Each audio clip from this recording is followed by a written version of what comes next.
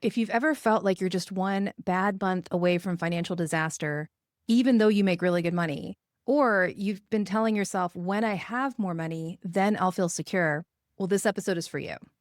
Today, I'm joined by money coach Jasmine Drummond, and together we're going to be unpacking why money problems are often emotional problems in disguise, how our money stories can determine our financial reality, and why trying to solve the wrong problem is what often keeps people stuck. Welcome to Outsmarting Your Brain. Jasmine, thank you so much for being here today. And by the way, you are the very first guest expert that we've had on the Outsmarting Your Brain podcast. So I'm so honored to have you here. Thank you so much for doing this. Thank you. I'm so honored to be your first guest. It is my pleasure. And I think this is going to be really great. I'm so excited. So, Jasmine, you're a money coach. And I'd love for you to share briefly what does a money coach do? Like, who do you work with and what do you work with them on? Great question. So, I will tell you a little bit about how I actually got started in the business because it definitely reflects what I do as a money coach. So, I first got started being a money coach. I was a recent college graduate. I was living in a new city. I'm originally from Maryland. I was living in New York at the time. It was me and my best friend. We had an apartment to go to, but we did not have jobs. So, needless to say, I was financially struggling. We all know New York is one of the most expensive places to live in the country. So I really started this business being someone who struggled with money, knowing I knew how to make money, I knew how to spend money, but I really didn't know anything else about financial literacy. So this business truly found me at the right place, right time. I met someone who kind of introduced me into this. And it's just been a learning journey since I got started. What I really loved was that I could apply some things I personally needed for my own finances and help others. So what I do as a money coach is really just that. I sit down with people, figure out where they currently, what financial goals they have, and give them a step-by-step plan on how to actually make that a reality. So we focus on things like insurance, investments, getting out of debt. But really what I mostly love as a money coach is helping people with their mindset, because that is one of the biggest things. I could give the best financial plans in the world, but if they don't have the right mindset, it's out the window. So that is definitely a huge part of what it is I do. I love that. Thank you so much for that explanation. And as you know, like here on Outsmarting Your Brain, we are all about understanding why our minds get in our own way. You know, the ways that we have these thoughts and these beliefs and they hold us back, and then what they are, where they're coming from, and then what we can do to, work with our brains so that they are not obstacles anymore. So I love what you said about mindset, and that leads me into the first question I have for you. We're just going to dive right into it. Like none of this, Let's we're dive right no small talk around here. It's all deep talk, right? Big talk and deep Yes. talk. So when people come to work with you, what is it that they are typically like what's the problem that they're wrestling with when they come to work with you initially? Great question. So initially, one of the first things that we usually address is sometimes forgiving ourselves for past financial mistakes that we had with the limited information we had at that time, right? A lot of the times we stay stuck in financial cycles or stay stuck in a financial mess. Sometimes it's avoided and I don't want to look at it. Therefore, I keep staying in the same spot. Or, maybe I'm trying a whole bunch of different things and not sticking to one strategy. So definitely addressing things like, are there any past financial traumas, like maybe a divorce or a legal battle, or maybe you lost a lot of money? Maybe you went through a big financial emergency. And sometimes we have to work some of that stuff out, truly diving into your relationship with money. And that is usually one of the best starting places that, I like to start with, other than gathering, okay, how much do you have in savings? How much have you ever invested before? Of course, those are typical questions that I ask. But really, in those beginning appointments, I'm really trying to get to know what is the mindset of the person that I'm working with so we can start where we need to start and know what work we need to do. Hmm.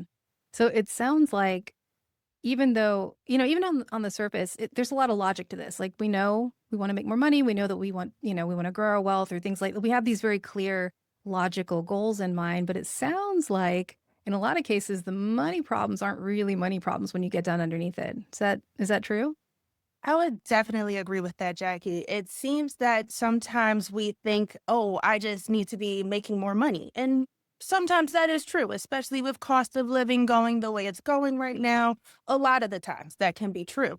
But a big part of that is also, excuse me, knowing how to manage that money, right? It doesn't make sense to bring a whole bunch of money in the picture if we don't have the right systems in place, the right, the right mindsets and beliefs in place as well. So definitely, that's one of the first steps. And I think also, as you were saying, one of the underrated steps, right? Things that, most of the time people come and sit down with the financial advisors, they're thinking, okay, they're going to ask me, how much do I have here? How much do I have there? Right. And that is typical of a financial advisor. But what I really love about what I do as a money coach is really getting into the nitty gritty of what do we actually believe about wealth?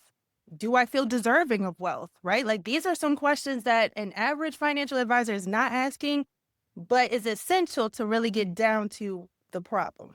Mm. So I'm really curious. What are the top 2 or 3 money stories that you see in your clients that are, the misunderstandings or the misconceptions or the assumptions that they're carrying that are making it more difficult for them to do those things that they already know they need to do to grow the wealth or the financial stability that they desire? That's a great question. One thing that we're definitely seeing common right now is a term I've recently learned about called financial nihilism. So, what financial nihilism is basically people having the mindset of this economy is so much in the trash. We'll You keep it can clean. curse if you need to. It's totally Okay, fine. go. So much in the shitter that it's like, why would I even try to save? Why would I even try and buy a home? It seems unfathomable and unreachable to, let's say, the average 9 to 5 worker. Even if we look at minimum wage, we know wages aren't keeping up with cost of living. So a lot of people are feeling the grind of everyday hustle and don't have a lot of hopefulness towards the future. So that is definitely, and we're seeing that mostly in Gen Z. I mean, I can't even imagine trying to graduate college in this current state, right? So it's definitely a huge transition. But we're also even seeing it in older people, right? People who might be closer towards retirement, feeling like I've worked so hard, saved all this money, and now it's in jeopardy, right? So financial nihilism is a big one. I'll tell you another common one that I see is the helper.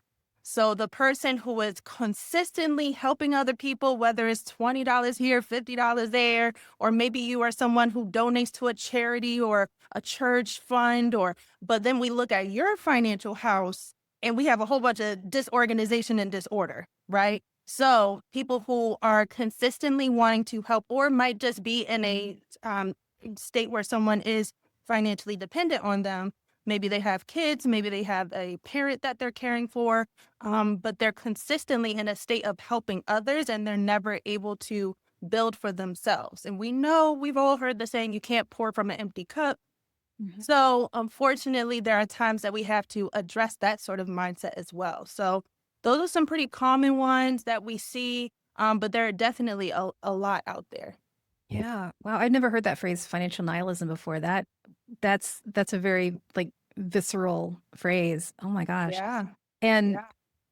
it makes a lot of sense, right? Because we we're driven by our beliefs, whether we're aware of them or not. Right. The beliefs are just like the way I like to look at it is, a belief is just a decision that we've made about what's possible or the way the world works or something like that. It's a truth that we've decided is true, but it's not an absolute truth. Hmm. Um, Yeah. and especially, if you've grown up in a situation where things have always been this way your whole life, it makes sense why you might have that worldview, even though objectively, there are other options. It's not that you're bottlenecked, but it might look that way because that's the lens through which you're seeing it. This is why the mindset is so powerful. This is why the way that we look at things makes such a big difference because it affects whether or not you're even willing to consider options. Hmm. Yeah. I have something to say to exactly that. I heard someone in a video recently say, your reality is as much as your nervous system will allow you to perceive. Hmm. So I feel like that really goes along with what you were just saying. There are times where literally opportunities could be right in front of you. But if your nervous system is not regulated enough, or we have some trauma we need to work through, or maybe some habits we need to overcome or improve, it could be like blinders on, and you don't even see the things that are right there that could potentially get you out of that situation. So Absolutely. Mindset, everything, it literally changes your perspective. Hmm. And so what's the best mind, or not the best, but like a more helpful frame? Like, what are the reframes that you help your clients have so that they're not, stymied by a sense of nihilism or from that kind of martyrdom of I'm happy to help everybody else, but I'm not quite ready to help myself. Like, what are the reframes that you find to be most powerful for your people? Absolutely. Taking small steps. Really, and I'm sure you could probably definitely speak to this a lot more, but there's a lot of neurochemistry and a lot of building of confidence in just being able to check the box one time and then being able to do it again and do it again and do it again, right? And it's almost like a chip in the bucket of every time saying to myself that, you know what, when I actually commit, I can do this. No matter how small the step is, I can check this box and I can look back and say, I've made progress. I started here, now I'm here. Even if it's $20 in a savings account, right? Being able to just check that box, take that step forward, as well as definitely surrounding yourselves with the right people. That is so important. Who has your ear? And not even just the person, but even the media that we're taking in. I mean, we're living in an era that is consistently being marketed to you, thrown at you. I mean, between the news and the social media, right? It can feel like a lot. So making sure that you are not just monitoring and auditing who is in your life, who is in your circle, the mentors, the people that you could look up to, even the people who are your peers, but are they working towards something, right? These are the types of things that you consistently need to audit. And is it overwhelming? Yes. But the alternative is a slippery slope that just leaves you in a place of consistently feeling hopeless about the financial future. And I think there's a delicate balance between living for today, enjoying life, feeling free, but also financially preparing for the future. Absolutely. Because, a lot of people, I'm sure, are in some sort of a scarcity mindset or like a feeling of lack or the fear. And saving because you're afraid of the future is very different from just preparing for what may or may not happen in the future. And it's just the activity might be the same, but your intention and your perspective that drives the behavior makes a huge difference. Absolutely. And to your point about the consumption, right? The being bombarded with media, or whether we're actively engaging with it or it's just something that we're surrounded with, the people in your Hmm. circle, all of that is really important to pay attention to. And I want to highlight that because just from a psychological standpoint, Yeah. when we are in a state of like heightened fear and survival, because and we live in a world that kind of does that to us, whether we want it to or not. And we have to be really vigilant about this. You scroll on social media, the political stuff, we're not going in politics, but there's all the political stuff going on, Yeah. the economy, or just seeing the curated feeds of the people around you and comparing yourself, all of it causes these stress responses. And when we are in a state of survival, where we feel like our identity is being threatened, or the world's a dumpster fire and who knows if it's still going to be here next year. Like, all of that Mhm. causes our brains to shut down the executive reasoning portion, right? Like, we don't make good decisions. We don't consider nuance. And what that tends to do is it creates a lot of black and white thinking. It's either this or that.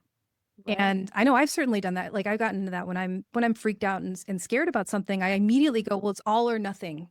Mhm. Either I can just fully jump into this, like investing and taking care of myself and doing whatever, or I can't do any of it. And like you said, it's about taking small steps, because if we're expecting the confidence to come, before there's any evidence, like, that's just not how it works. Like, we have to create the evidence, and the evidence is what builds the confidence. And most people have it backwards, and they're waiting to feel confident or to feel inspired to take action. And when you do that, you just end up waiting forever. Yeah. Just like you said, it's about taking small actions, doing what you can, that it's not an all or nothing thing. It's about building systems or building processes and just kind of doing it. And you can expand as you go.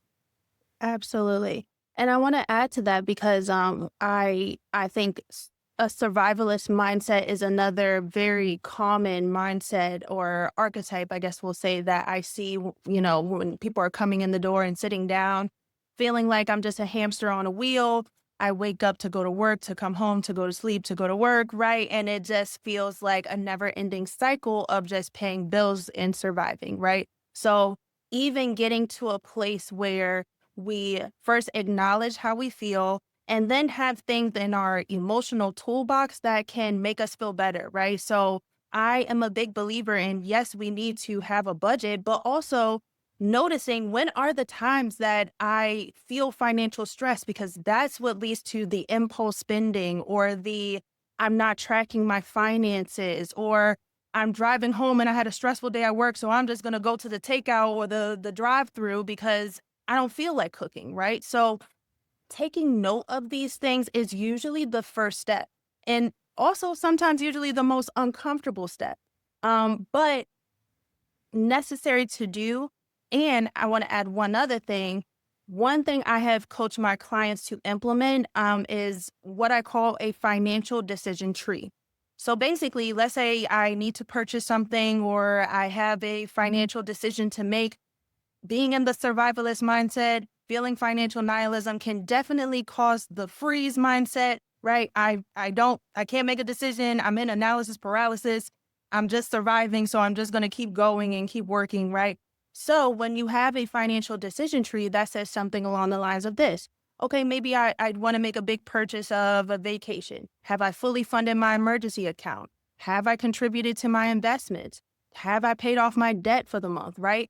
Being able to look at this laid out, whether it's on paper or in notes on your phone, but being able to take time to literally sit down and check those boxes, those are the things that can help bring down our stress activators. And rather than me feeling like, oh, I'm gonna swipe this card, but I don't know if I'm spending this vacation money that's supposed to be rent money or a bill, or maybe I'm gonna have to juggle things. And some people just say, oh, well, I'm just going to live because I deserve it, right? But if you have something that is laid out that says, okay, if I have at least put something in my emergency account, I've paid my investments, I've paid some debt down, right? Okay, now I can feel financially comfortable, confident to make this big purchase, make this vacation purchase, right? So these are the types of things that are small ads.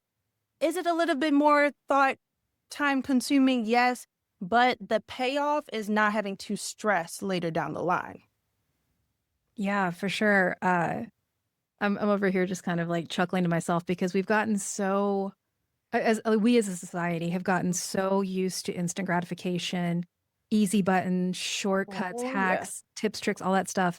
And we want it now. We're impatient and we want it Mhm. now. And the fact is that a lot of the things in life that are worth having, that are worth building, you can't skip steps. You can streamline the process. That's why, working with someone like you, streamline the process, right? Like they don't have to do all the trial and error and figure it out on their own. Mhm. Or like when I work with my clients, it's the same thing. Like I help streamline the inner work, but Yeah. I still can't do the work for them. It's like a personal trainer, right? Like they can't do the sit-ups and the pull-ups for you, but they can help you design a plan and they can help you like, maintain good form. And again, it smooths everything out, but you just can't skip steps. And the more you try, the longer it's going to take you to get where you want to go. And Absolutely. yeah, and Yeah. it's just, I hate to be all old school about it, but this shit works. It's a reason these are foundational principles. And there's just no skipping steps. So I want to dive a little bit deeper into Mhm. um the notion of like how, a lot of folks, even when they're making really good money, folks who left a traditional 9 to 5, Mhm. and have built a business and they're doing really well, and Mhm. yet, you know, they have this nagging feeling of like they're just one bad month away from ruin. Again, it's an all or nothing kind of mentality, but which tells you that it's based in some kind of a fear. Yes. But do you see any of that with your clients? And if so, like what do you find is really underneath it when you dig down? Absolutely, absolutely. And one of my first like big clients that I started work with, she received an inheritance. And I think that is a great example of I used to be, a regular 9 to 5 worker, but maybe, someone left me something and now I have a much huger net worth and all the feelings that come with that. So that was a very interesting coaching experience for me because prior to, I was helping a lot of people maybe get started for the first time, or maybe you're retiring and we're rolling money over, and that's great. But this was a very unique situation. And I think one of the first things, as we've been saying throughout this, is taking stock of your mindset, but really your beliefs. Like, one of the things that we had to overcome was her feeling deserving of the money, right? Like, that's a very real thing that can wreak havoc. And like, one of those things that you have to peel back the layers a little bit. Like, on the surface, it might look like, oh, I'm just an impulse spender, and every time I'm in Marshalls, I just gotta shop, right?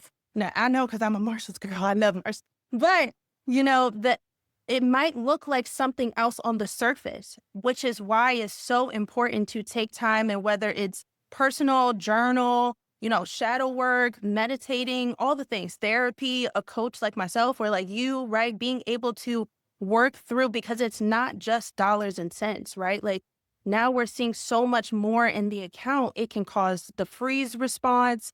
It can cause the, this is the most I've ever had, so now I'm going to splurge and treat myself to all the things. And now we're kind of blowing through the money and we have no systems, right? So it can really elicit a wide range of responses. And it truly goes back to how you feel about yourself, maybe even your upbringing with money. That's also another thing to explore. How did I see my parents handle money, right? Like, if I came from a working class family that taught me all my life I have to work hard and clock in and go to work, and then all of a sudden I wake up tomorrow and I have six figures in my account, that will cause internal dichotomy, right? And that is something that you have to, it can't be ignored, because we see so many examples of, especially in the sports world, which I'm very connected to the sports world through my fiance who plays professional sports, but you see it all the time, not just baseball, all sports.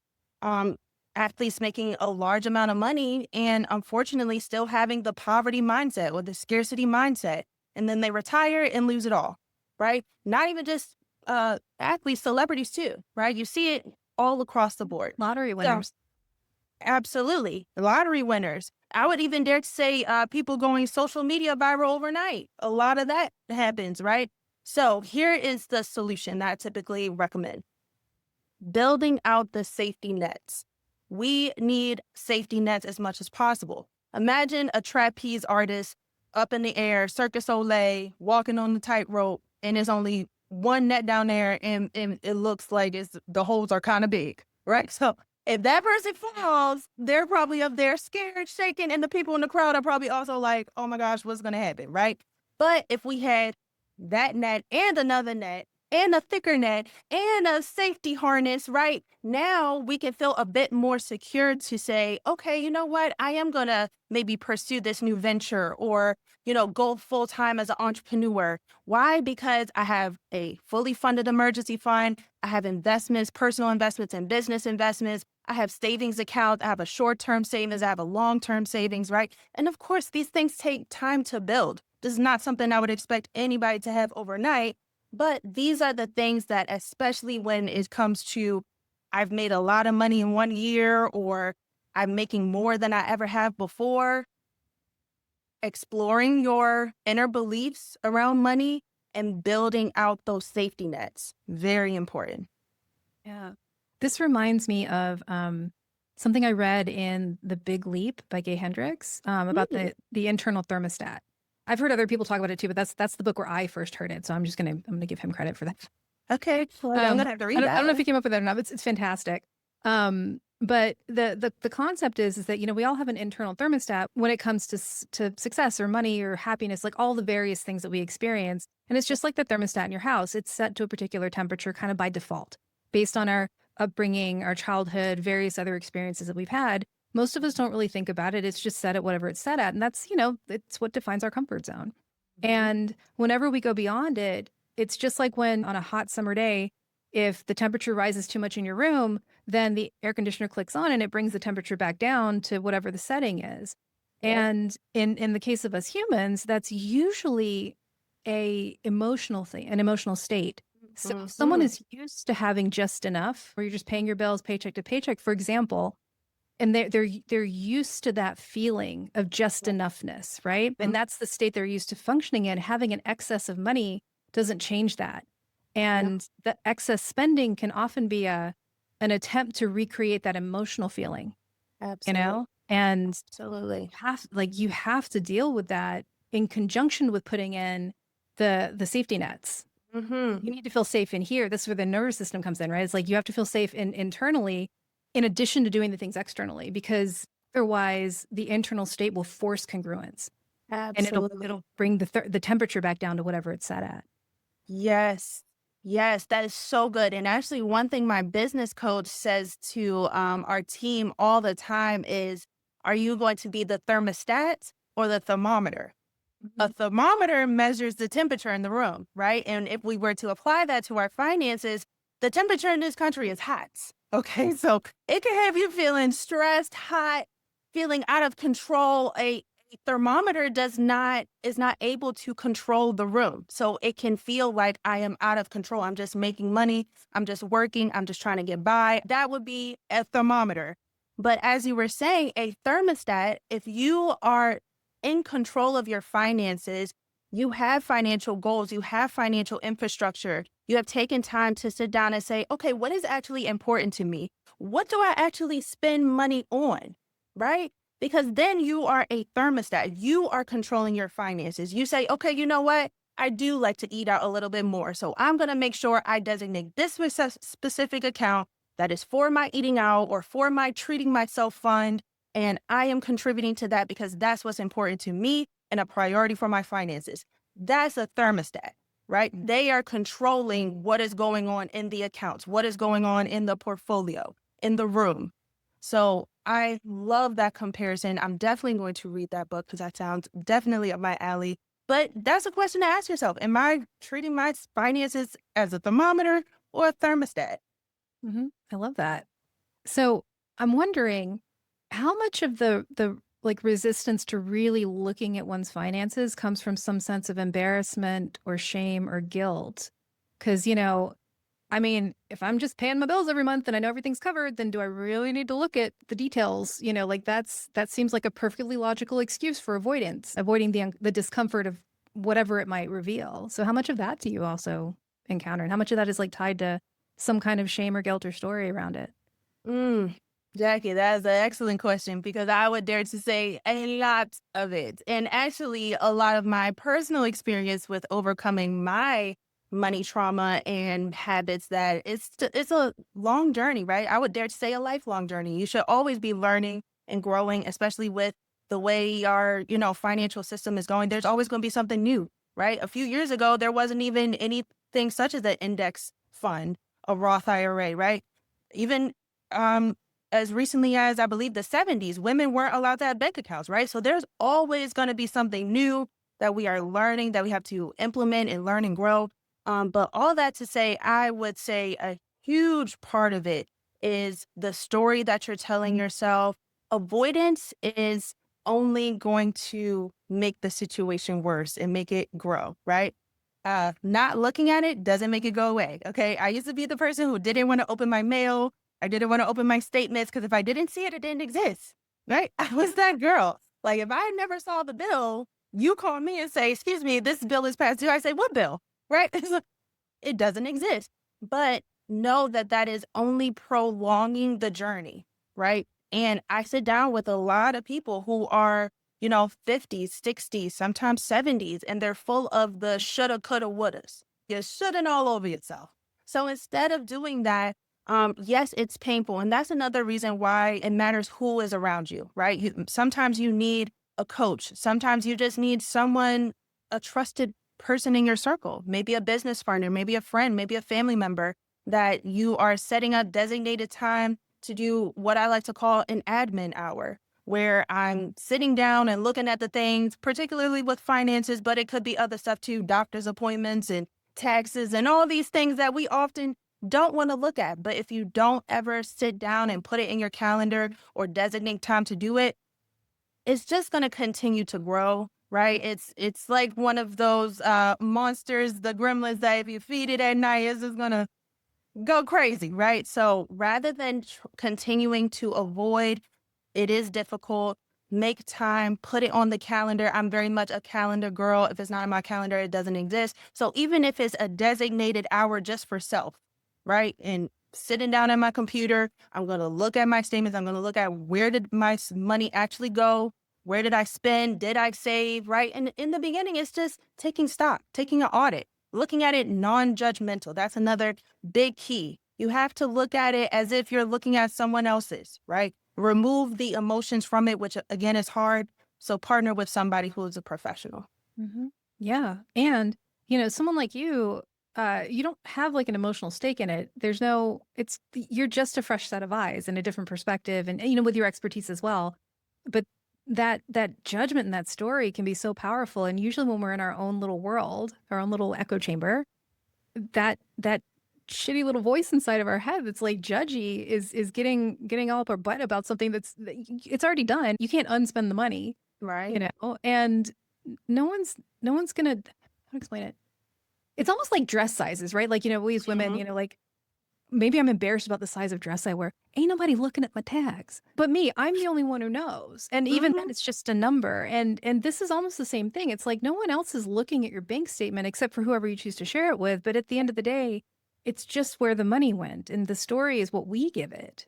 Or we could just not give it a story. I mean, that's our choice. Yeah. And yeah, and I think you're right. Like the people that we have around us are a big component of that. Having a neutral third party who can help you make decisions and organize and like look at it through a more neutral lens or remind you to do it, like Mhm. that is so powerful.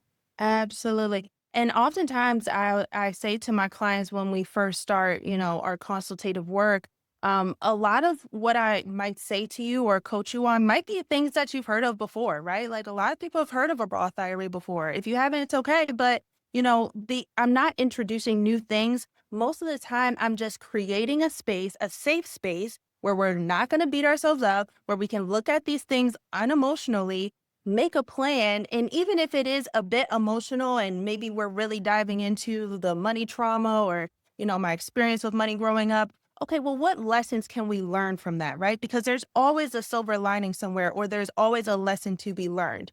Even if we're looking at it and saying, okay, this is what I certainly know I don't want to be like, right? Maybe we look at how our parents handle money or, my neighborhood and my experience growing up. I know I certainly don't want to return here. Okay, well, let's also spend some time on what do we want it to look like, right? And asking those questions. So, absolutely, a lot of the time, yes, it's important to have a trusted opinion, but really, it's just needed that unbiased, alternative perspective change. Mhm.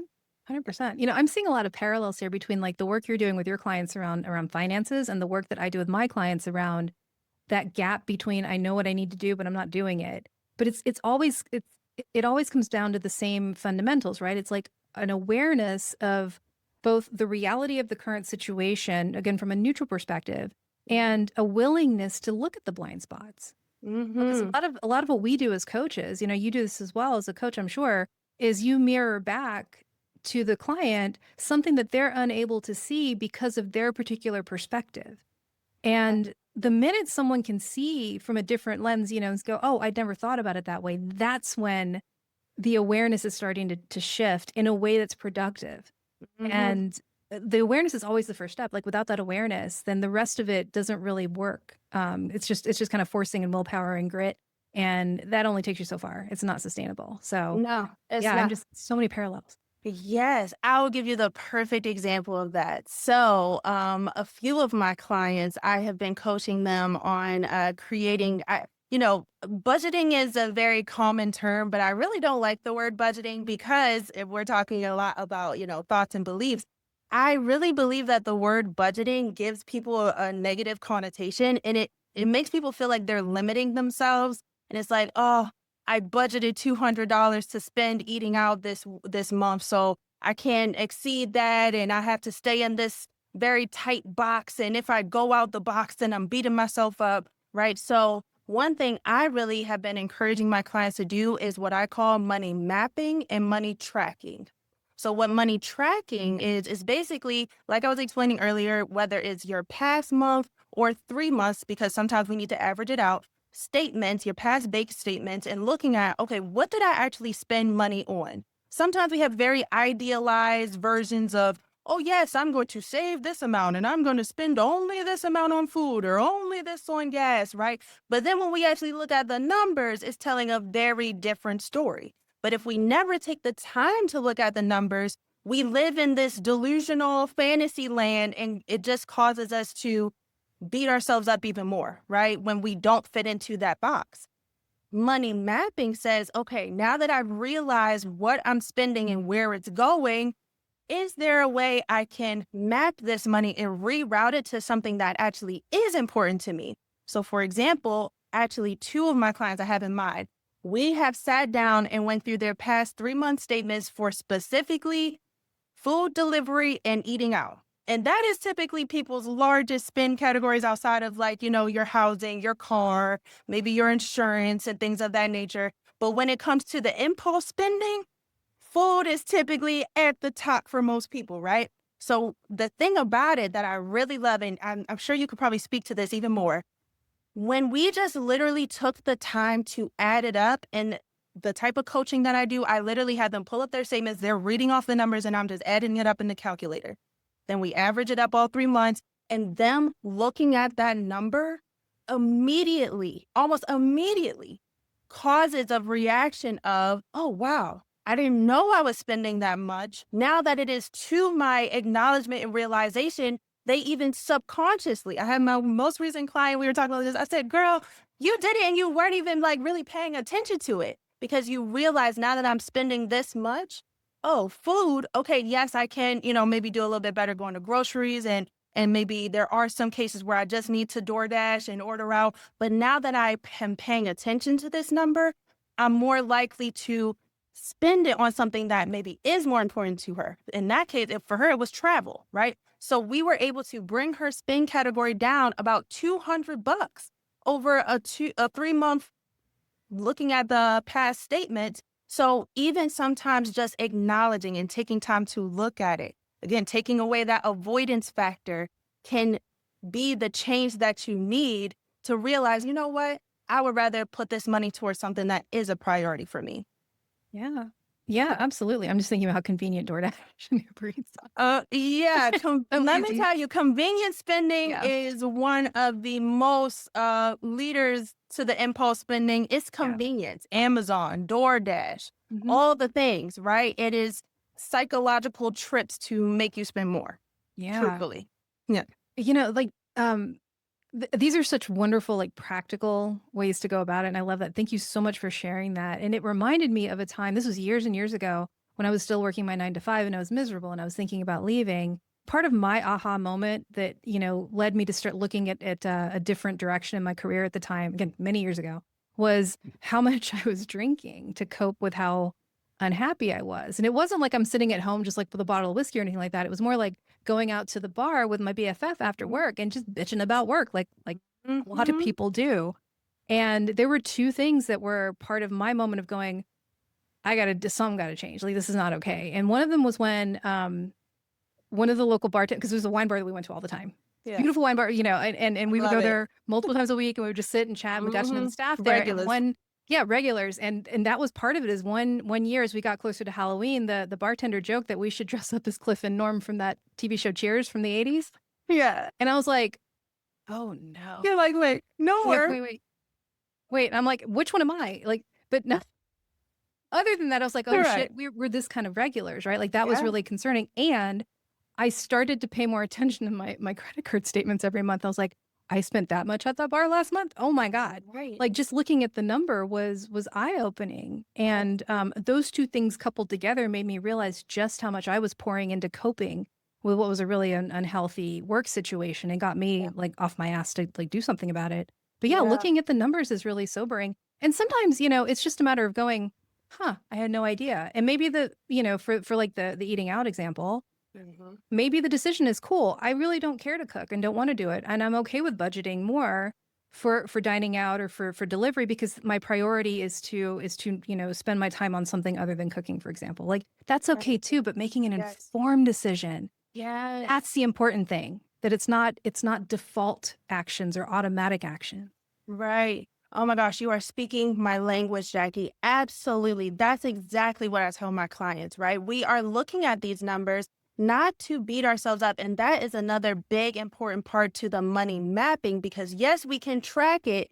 But if I just leave you there and say, you spent $900 on food this month and just period, right? And then you're going to sit there and say, uh, well, what? Like, this is terrible, right? And then it's just going to lead to a beat up self session and feeling like, what can I do, right? So being able to first acknowledge, but then also say, you know what? Now that I recognize this, one of two reactions will happen.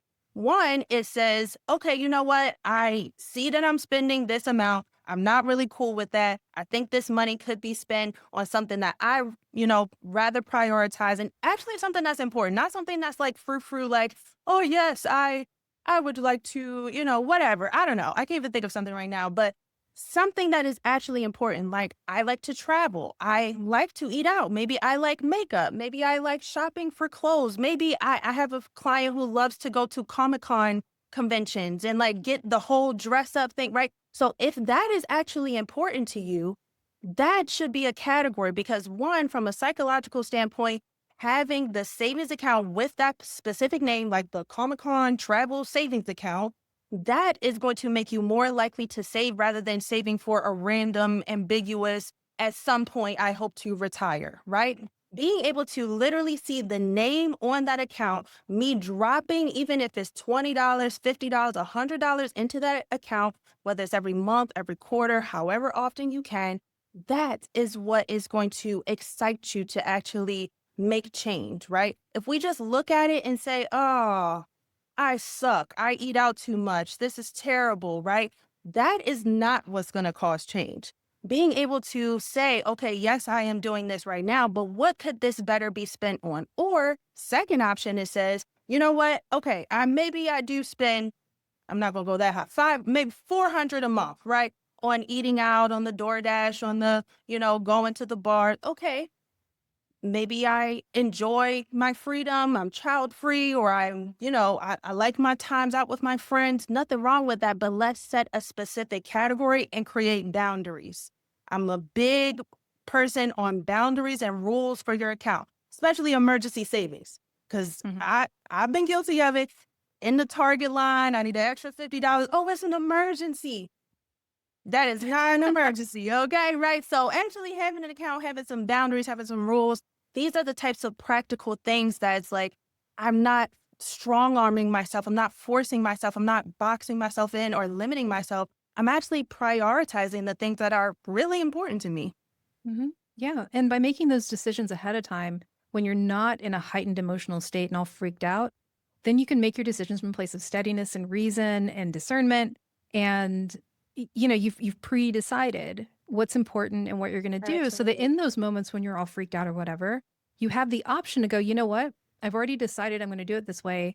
This is how I'm going to do it. Or you can still decide no. I mean, but you set yourself up for success more if you've already got these things labeled and categorized, and you've made the Yes. decisions, instead of doing it on the fly, which I think, a lot of us are certainly guilty of, and it gets us in trouble Mm-hmm. over time.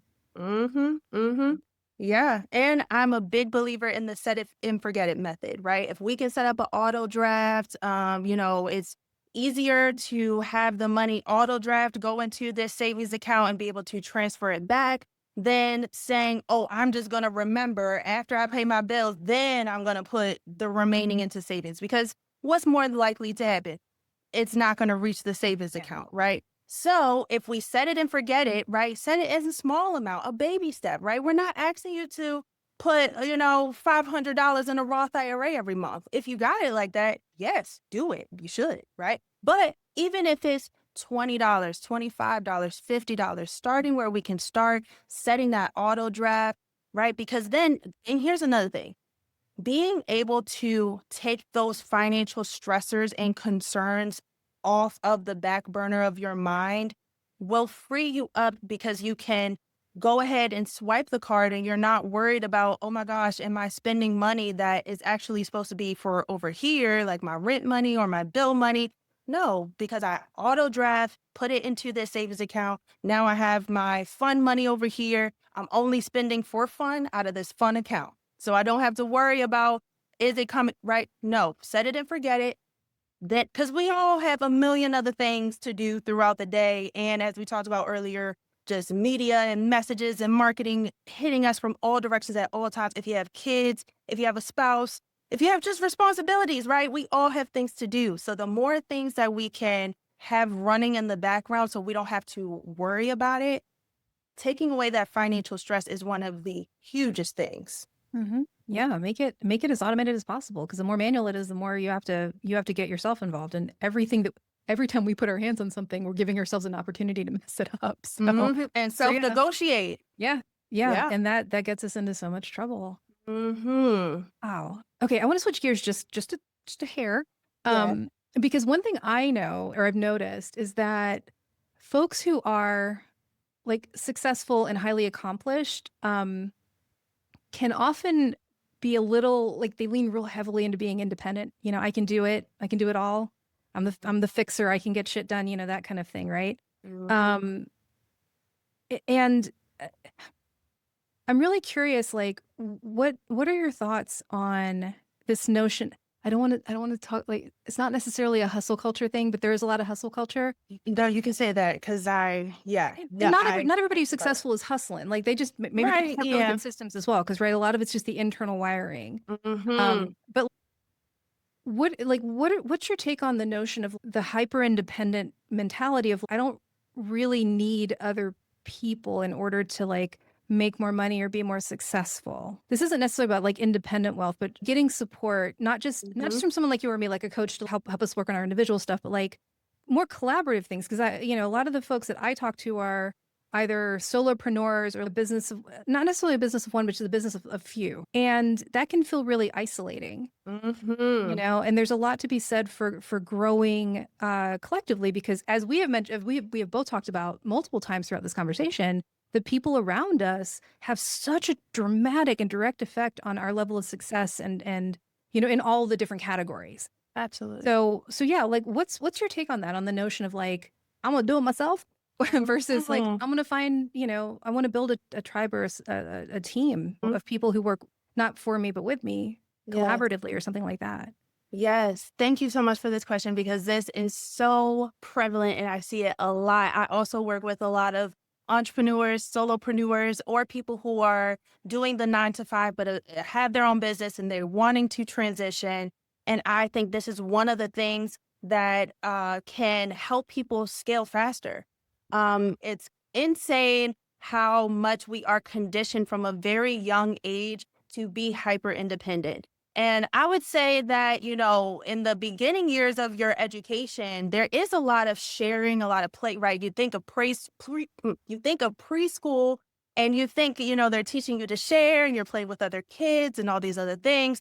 But then as you go further into your education, right, you are just conditioned, you know, there are so many studies and people who talk about how school is just conditioning children to be good employees, right? And to be just individual, think about yourself, think about your own scores, right? And all these things. And then we graduate into the working force. And I already kind of talked about how Gen Z is really getting the short end of the stick right now, but I would dare say millennials as well, graduating into an economy that is kind of throwing you into the fire and, you know, sink or swim, find a job, you know, and then we have the whole American dream that is really truly a debt trap, right? Because it's get a house, have a baby, get a car, get married. All these things are, you know, sometimes 4 and 5 figures of debt, right? So all that to say, and also I want to say that they expect you to take it all on personally.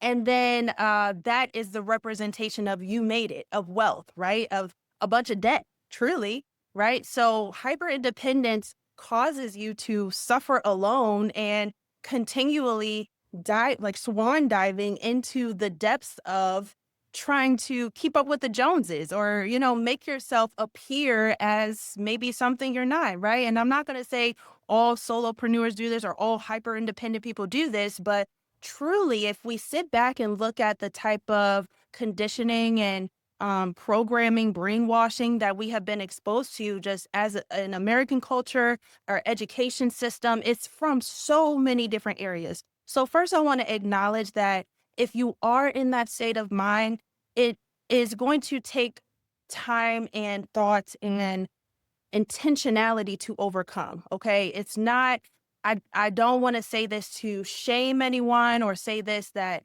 oh, you are only worried about yourself and that's wrong, right? We've been conditioned to do this for a very long time. So it takes a while to get to a point of even wanting to trust people, wanting to work with people, right? We've been told, I mean, how many times have people heard don't work with family, or you can't always trust your friends. Don't loan your friends money, right? Like all kinds of things that might seem small, but you don't realize how that has planted a seed in your mind and caused you to really put the blinders on to people around you that can help you, right?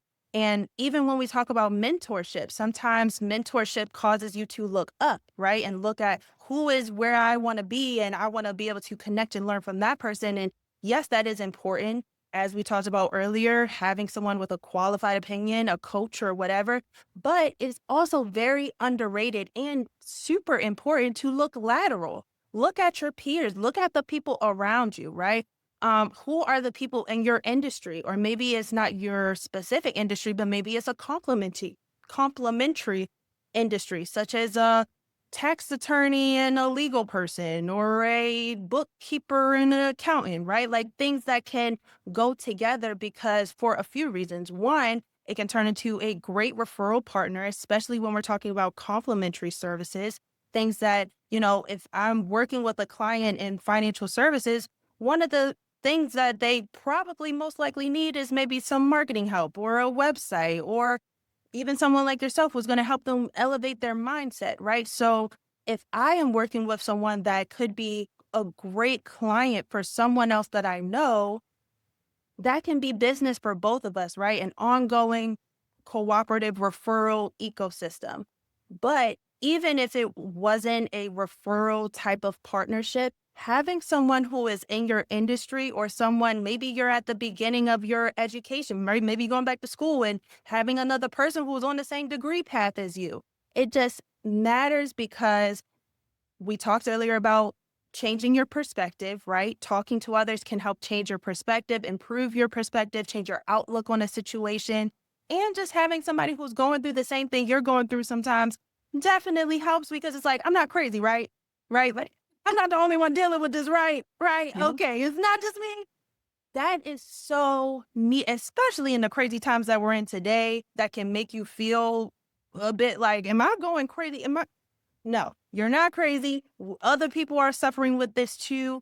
Other people are, sometimes financially drowning in debt like you are. Sometimes people need to improve their credit score, get some things removed off their credit report like you. And if you think that it's only a me problem, or I'm just bad with money, I just suck because I did this, that, and the third, or again, back to that story you're telling yourself, you will suffer in silence. There are so many people who look good and polished and wonderful on the outside that are suffering in silence. So it is so important and necessary to look to your left and your right, to your peers, other people in your industry, go to networking events, put yourself out there, because you can work with other people and probably scale way faster, even if it's just learning from that person. Absolutely. You and I met at an event at the co-working space that I go to. Yes. And one of the reasons I joined there was because, I'm in my home office right now to record.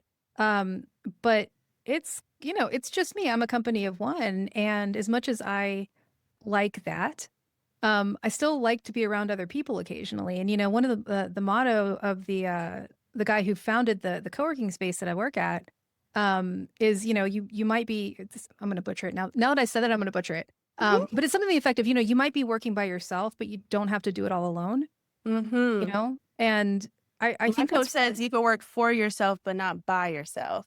yes, That's another way to say it. Yes. that. But that's exactly what it is. There's something to be said for being in a room with other people who are also just building something, even if it's entirely different from what you're building, Mhm. because they're on a journey that is similar enough to yours that they understand the frustrations and they can celebrate the wins. They get why the wins matter in a way that your offline bestie who works a typical 9 to 5 doesn't understand. They don't understand why it's a big deal that 3 new people signed up for your email list, or you had Mhm. some registrants, actually come to your webinar, Yeah. right? Like, Right. those are the things that, you or I get it, but someone Mm, who's not in this world doesn't. And there's a lot of power there in addition to, like you said, the benefits of you don't know what kind of partnerships might happen, what kind of referrals might happen, or even just brainstorming, just going, you know what, I'm struggling with this thing.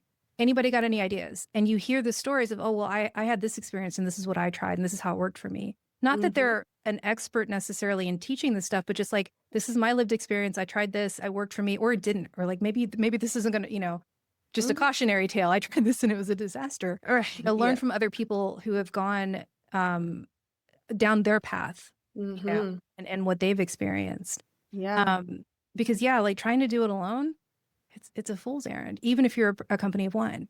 Yeah.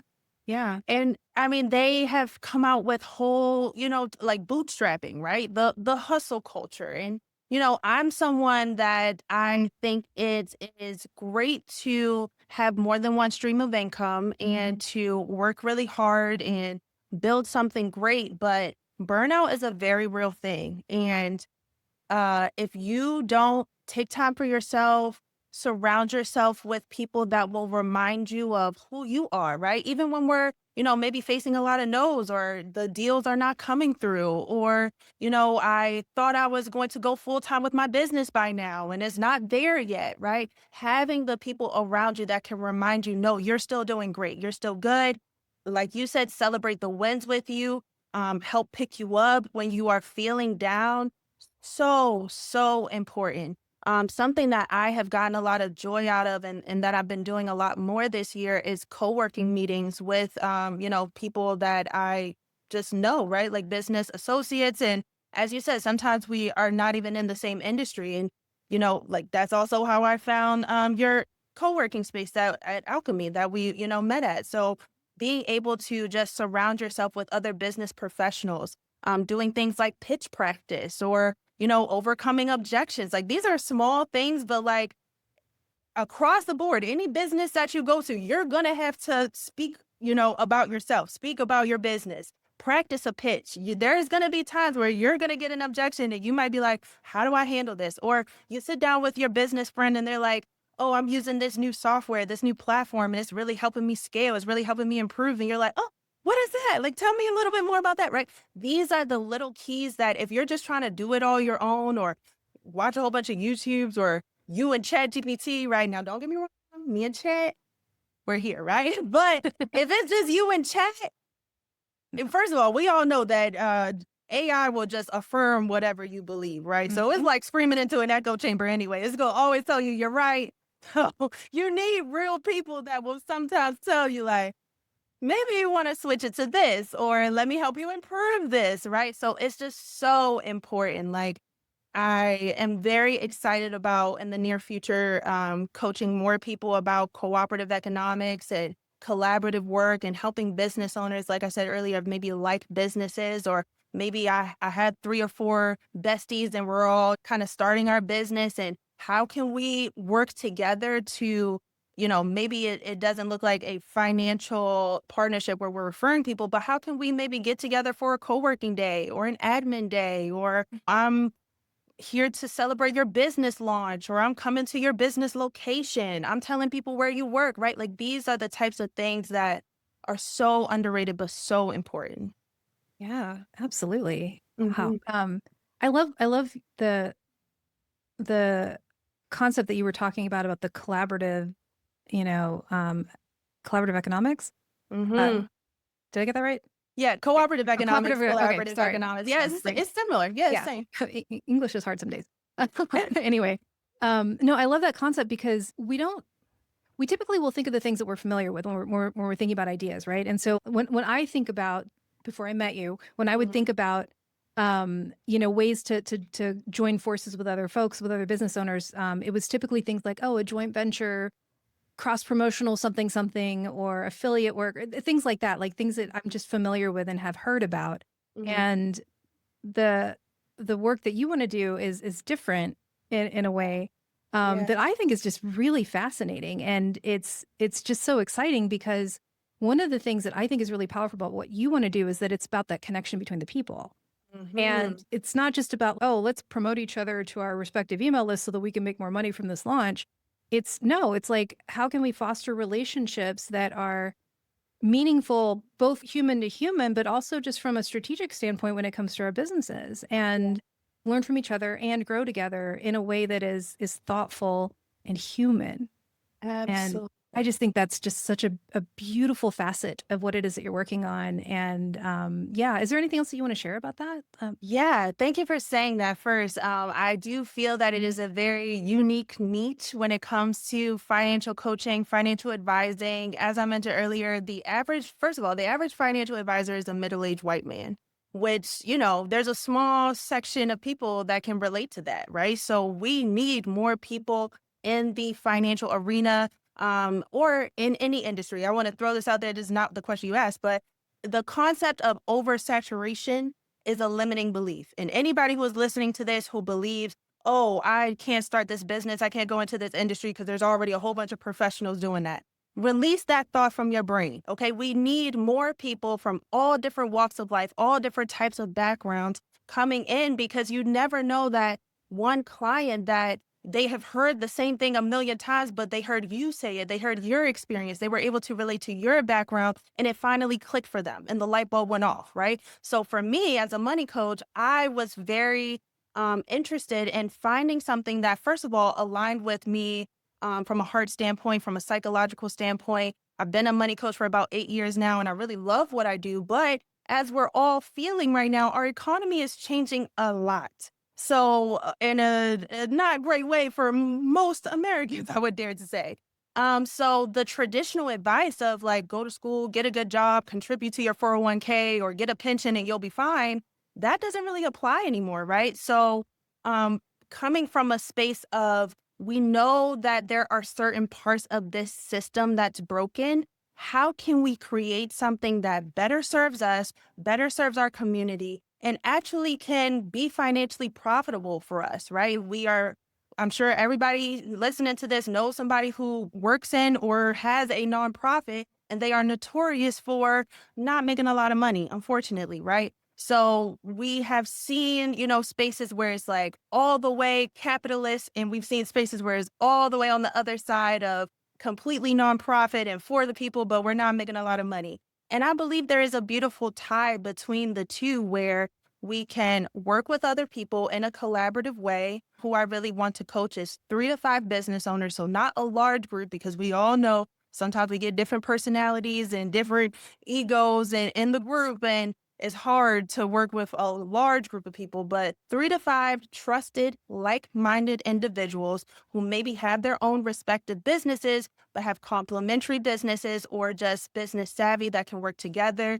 And I want to be able to coach those groups of people to financially work together. So there are certain ways that groups can invest together, such as a business enterprise like a cooperative or even a limited partnership or even group investing accounts. There are certain spaces that a lot of people don't know about, right? So I want to educate people, but also give them the system and the infrastructure so that you can build this and serve the community. That is the biggest thing for me. I think we have enough businesses out here that are just for the sake of making money, serving the shareholders, right? Serving corporate interests. We need more businesses that, yes, make money, but also really genuinely want to improve and work in the communities that they are placed in. So that is something I'm very excited about doing and teaching also about financial sovereignty because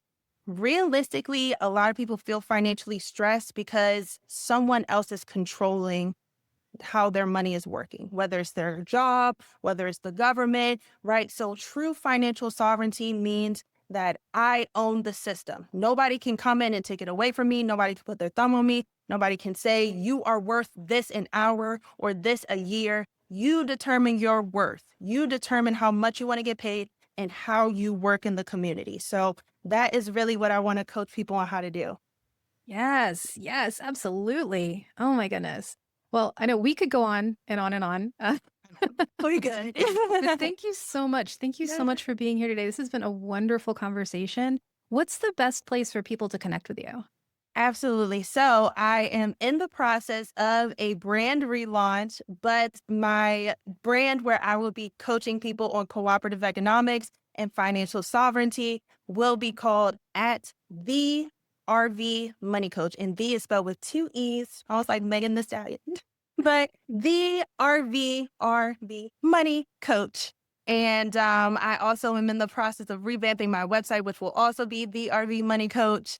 So just stay tuned there on my Instagram, my TikTok, Facebook, all of them, LinkedIn, BRV Money Coach. Okay, we'll be sure to have the links in the show notes so it's easy to find. And yeah, and Jasmine, thank you so much. This has been amazing. Thank you, Jackie. You are wonderful. I'm very excited to see you continue to flourish and help entrepreneurs with their mindset because, as we have been talking about this whole session, we can have the best financial plans and strategies in the world, but truly, it is your mindset that makes the difference. Mindset is what manifests millions. And I'm very excited to see you do this work and just continue to blossom. And we're both going to be out here serving and helping people.